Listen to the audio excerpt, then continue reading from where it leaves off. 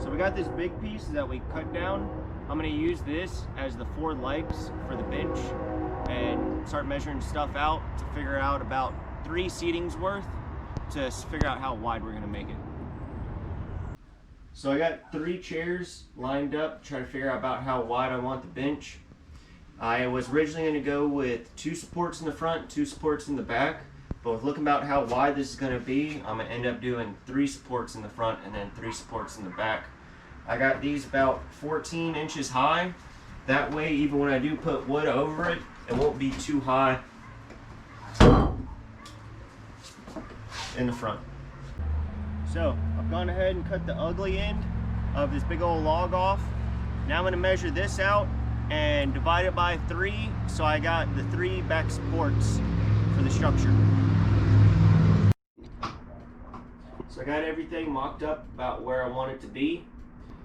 Tomorrow what I'm going to do is get some chalk string the bottom of this so this sits more secure to the bottom so I can screw it down into. I didn't go all the way to the edge of this with it. That way I can still put the armrest on here. And then I'm going to make some supports to go across from piece to piece. That way I can lay more wood for us to sit onto.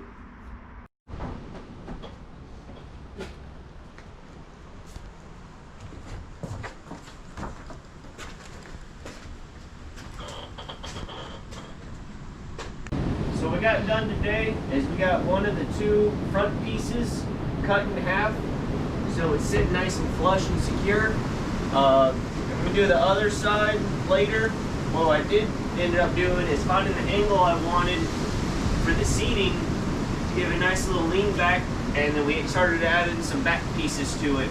So next video you'll see more of the support structure, and we're going to cut that other front piece in half and start laying on more logs.